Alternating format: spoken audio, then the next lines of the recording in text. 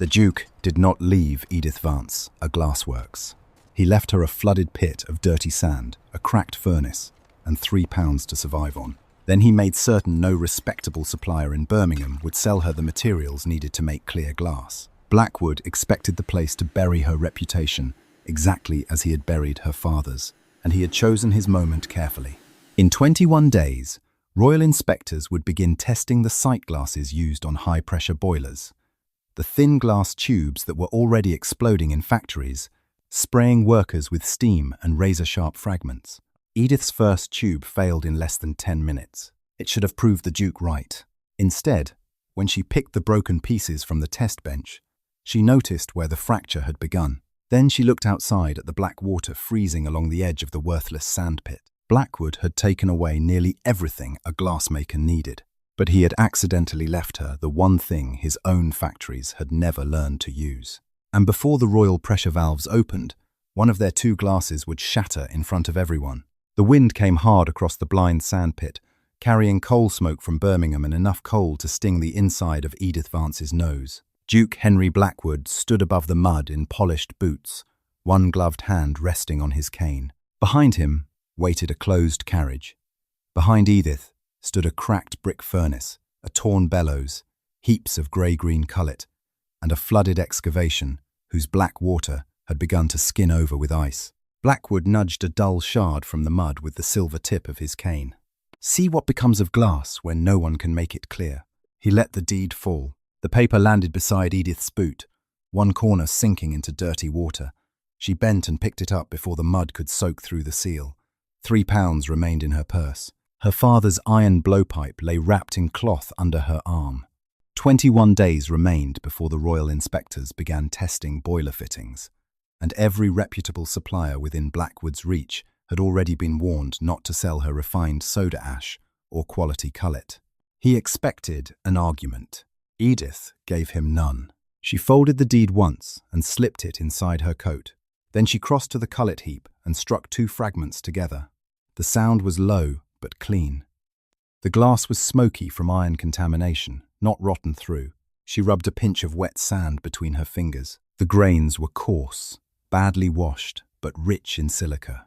At the furnace, she pressed her palm near a split in the outer brickwork and felt cold air moving through a gap wide enough to bleed heat from any serious melt. The furnace boy watched from beside a stack of damp wood. His father had lost an eye when a boiler sight glass burst the previous winter.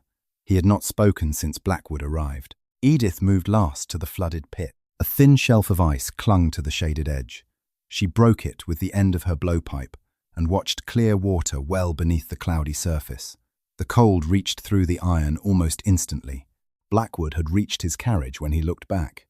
"You have your inheritance, Miss Vance."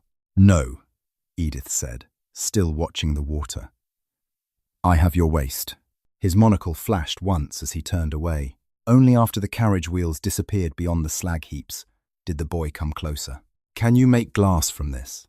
Edith looked from the dirty sand to the cracked furnace, then down at the ice reforming along the broken edge. "First," she said, "we find out what actually makes it fail." By noon the next day, Edith had spent 6 shillings and most of her strength making the furnace merely capable of failure. She packed the widest cracks with fireclay mixed with crushed cullet, then made the boy hold a lantern inside while she watched for light leaking through the brickwork. The bellows had split along one leather seam. She stitched it with waxed cord, sealed the repair with grease, and tested it until the draft stopped coughing smoke back into the shed. The boy suggested burning less fuel. "We burn less. We never melt the silica properly," Edith said. "Then we learn nothing." That decision cost them nearly half their wood. They washed the least contaminated sand in 2 barrels, skimmed off floating dirt, and mixed the remaining grains with broken glass and crude alkaline ash she could afford. By evening, the furnace mouth glowed orange-white. The melt inside was not beautiful. It carried a green-grey cast and tiny bubbles that would have condemned it in Blackwood's showroom. Edith ignored the colour. Using her father's iron blowpipe, she formed 3 short sight tubes. The first came out thick at one end. The second sagged before she corrected the turn. The third held a reasonably even bore. She placed all 3 in the warmest surviving chamber of the furnace and let them cool slowly through the night. Annealing was the safe method. It was the method every respectable glasshouse used to remove internal strain. The following afternoon, a mechanic from a nearby machine shop allowed her to fit the third tube to a low-pressure test boiler. Edith stood behind a timber shield while the boy watched the gauge. 5 minutes passed, then 8. At 10, a white line appeared near the lower fitting. "Valve down," Edith said. The crack ran around the tube before the mechanic reached it. Glass snapped outward against the shield with a flat, vicious sound. The boy flinched. Edith did not move until the steam had bled away. They had lost the tube, most of the fuel, and nearly 2 days. But when she laid the fragments on a bench and measured them with her father's dividers, the break told her something the cloudy color had not. The fracture had begun exactly where the wall thickness changed. Hot water had expanded the inside faster than the colder outer surface could follow. The glass had not failed because it was dirty. It had failed because the stress had been allowed to pull it apart.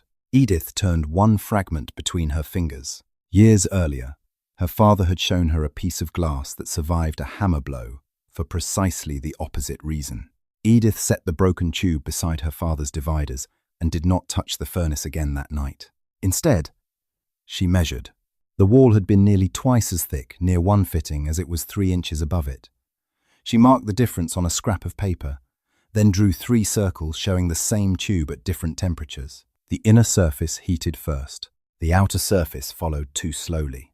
Somewhere between them, the glass had been pulled in 2 directions until the weakest section opened.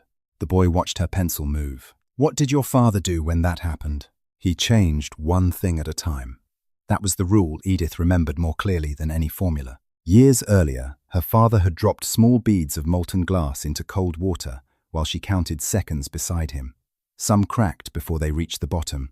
Others emerged with swollen heads and thin tails.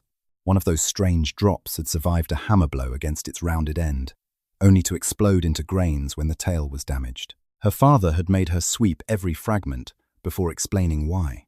The outside had cooled first. It contracted around a hotter center and locked the surface under compression. The glass was still dangerous.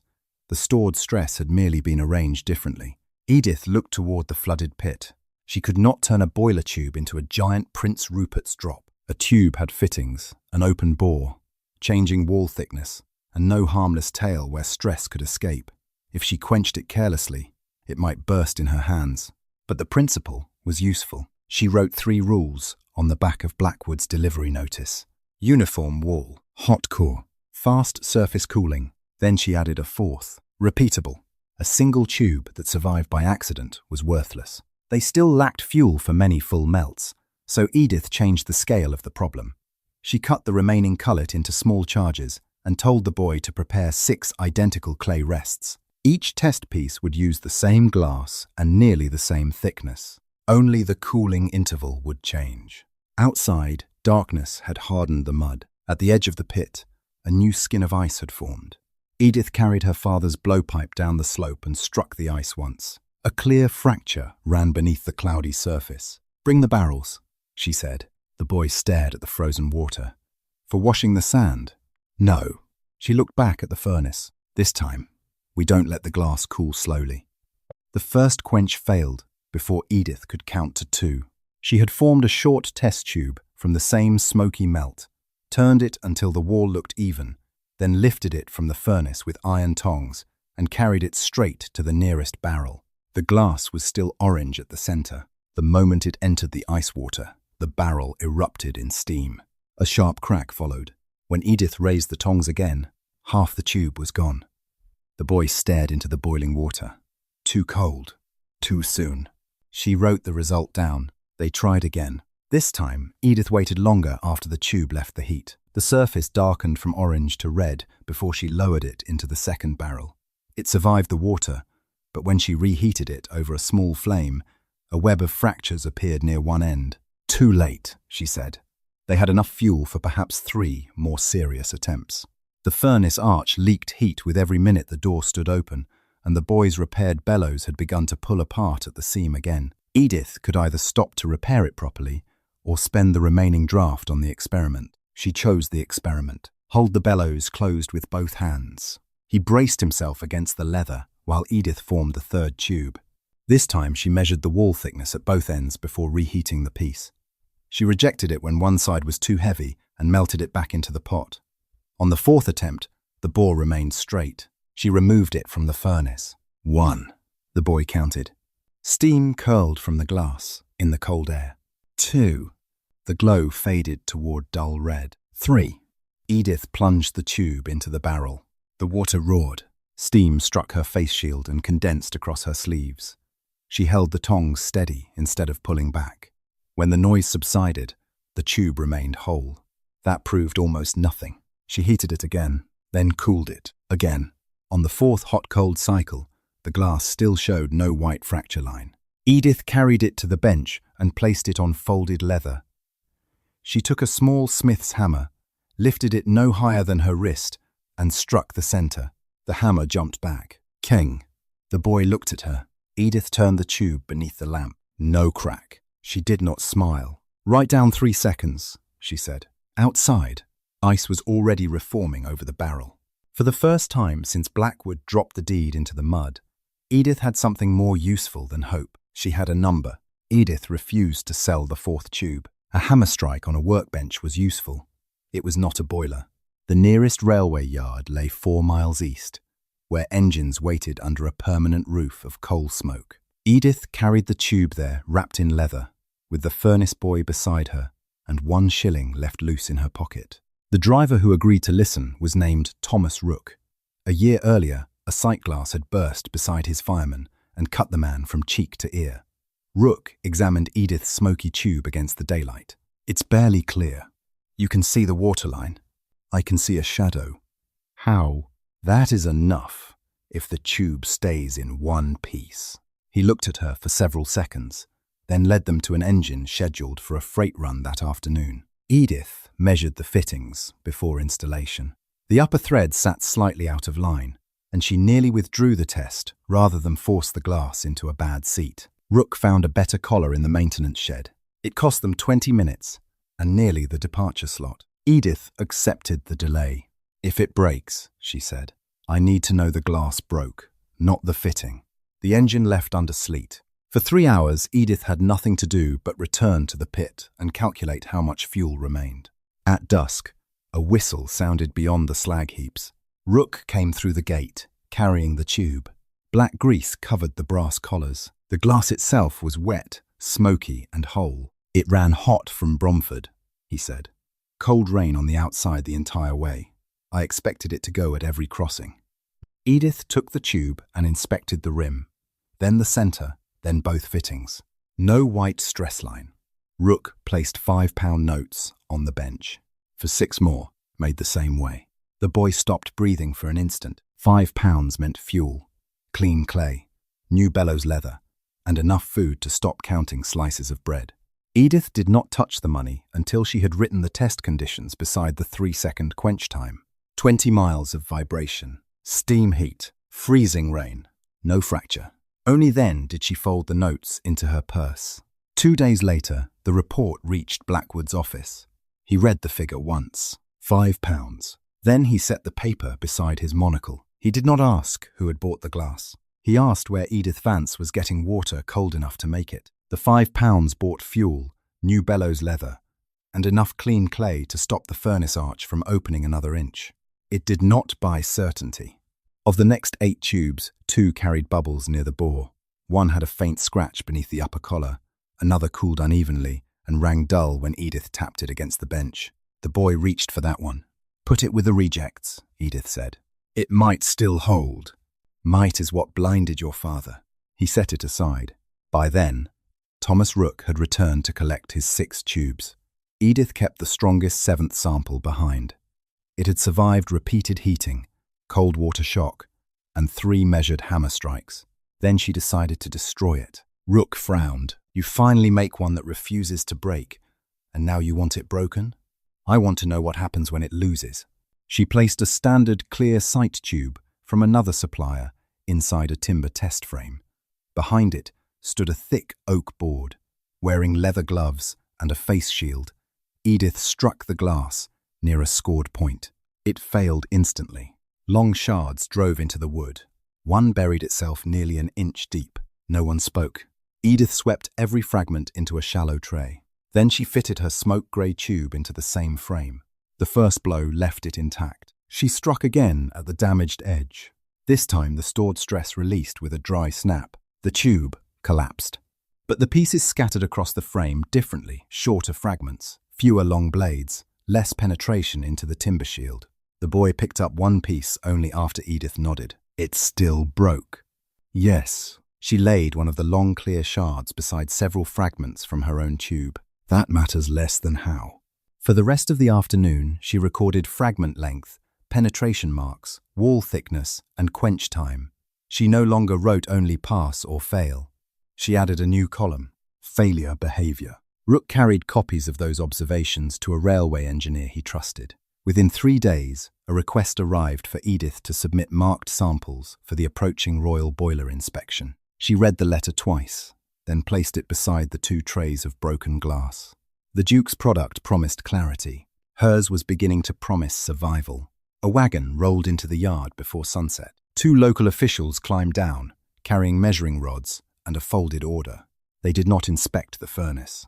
They walked directly toward the frozen pit. The older man opened the paper. By authority of the district commissioners, this water source is to be closed on sanitary grounds. Edith looked past him at the ice, then at the furnace. A fresh inspection batch was already melting inside. The officials returned the next morning with 3 wagons of stone. Edith met them at the edge of the pit while the furnace boy stood behind her. Fists closed around the timing ledger. The order carried seals she recognized. Drainage risk, contaminated standing water, immediate closure, pending review. The language was clean. The purpose was not. By noon, labourers were tipping broken rock into the shallow end of the pit.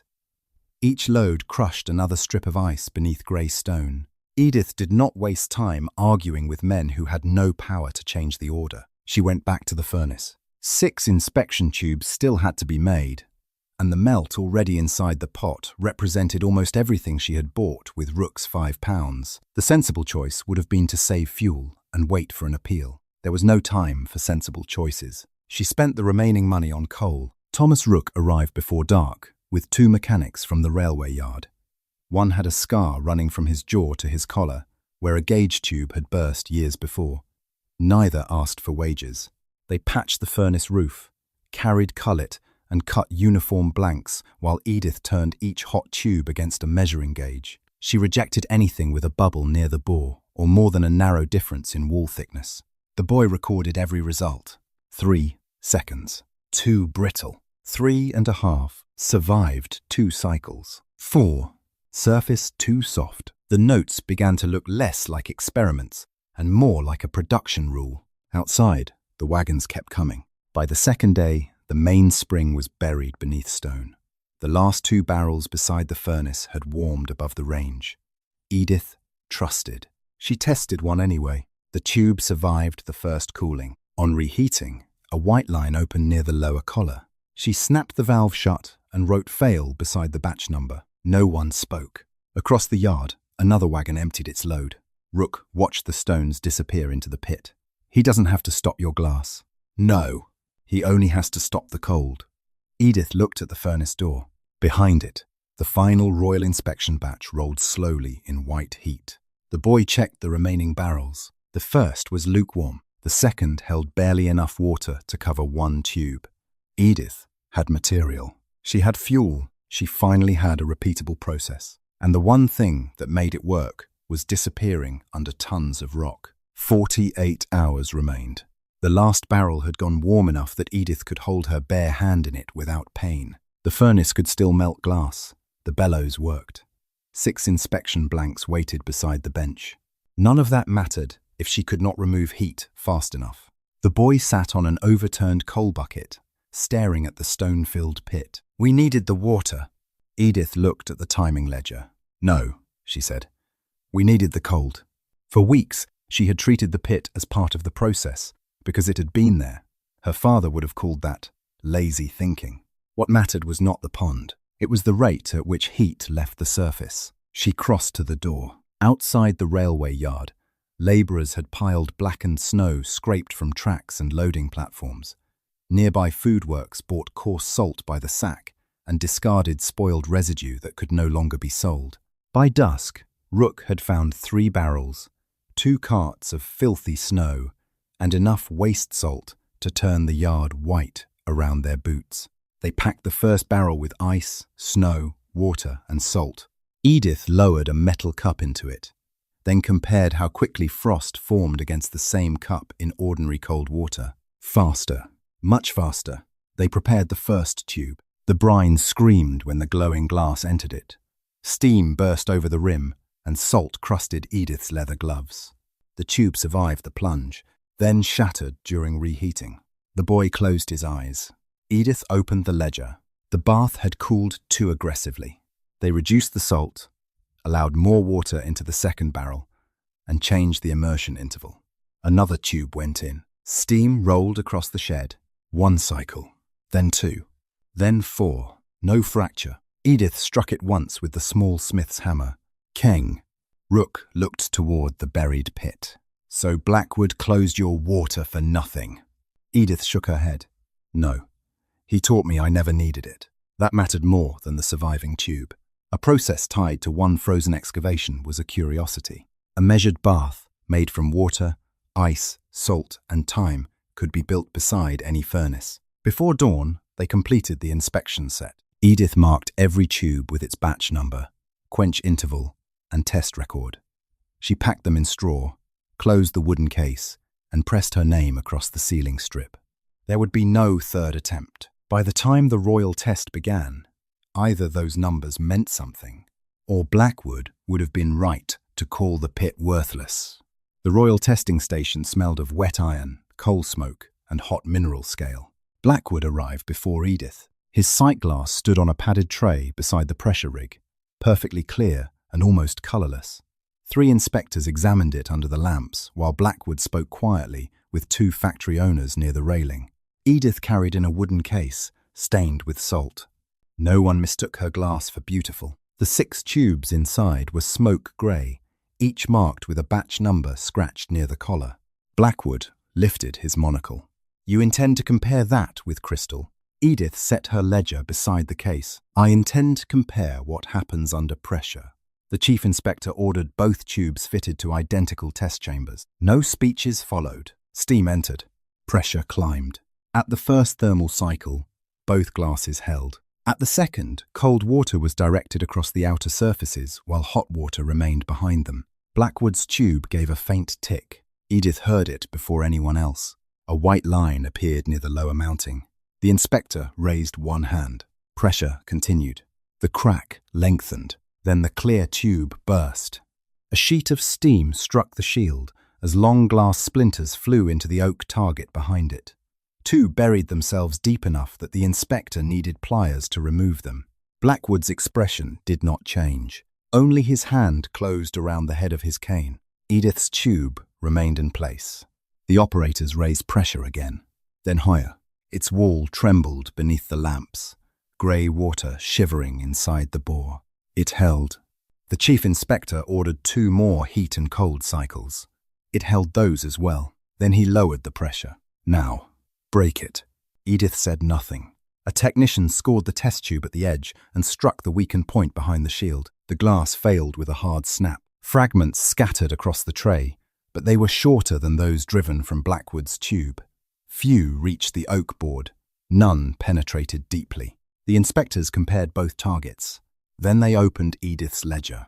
Batch numbers, wall measurements, quench intervals, failed specimens, railway test. Every surviving tube in her case had been marked before she arrived. There was no single miracle piece to hide behind. The chief inspector turned to Blackwood first. Your product is clearer. Then he faced Edith. Hers survives the test. For the first time, Blackwood had nothing useful to say. The inspector closed the ledger. How quickly, Miss Vance, can this process be made repeatable at scale? The first order was smaller than rumour made it sound. 12 dozen sight tubes. Enough to save the furnace. Not enough to make Edith rich. She used the advance in the same order she had written in her ledger. Rebuild the furnace arch. Construct 2 measured brine tanks. Buy proper leather for the bellows.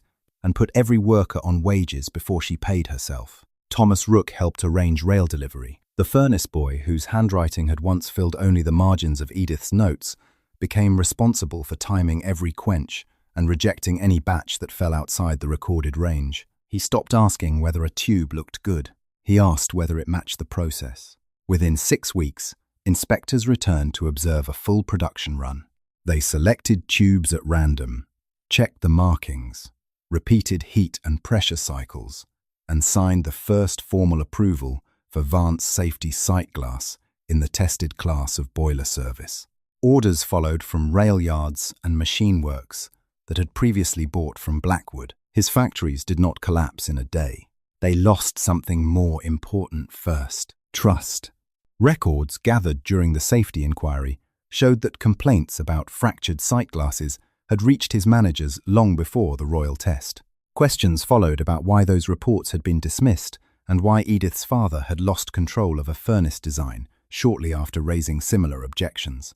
The patent dispute reopened. Blackwood's industrial board forced him to surrender control of the sight glass contracts before the investigation had even finished. Months later, Edith bought back the central workshop her father had once used. She did not move production there. The blind sand pit remained the heart of the business. The cracked furnace was rebuilt, but one blackened section of the original arch was left exposed. The buried water pit remained under stone. Beside it stood 3 standardized brine tanks that could be copied anywhere. A furnace could be built. On the first morning of the expanded works, Edith walked the testing bench in a heavy leather apron while finished tubes waited in numbered rows. The boy, no longer merely a furnace boy, lifted the inspection hammer. He struck the first tube, keng, then the next, keng. Outside the open doors, Blackwood's carriage passed along the muddy road toward Birmingham. He did not stop. Edith did not look up. Years earlier, he had pushed a cloudy shard through the mud and told her to see what became of glass no one could make clear. Now the cloudy glass left her workshop by the crate. It had never needed to be beautiful. It only needed to keep people alive.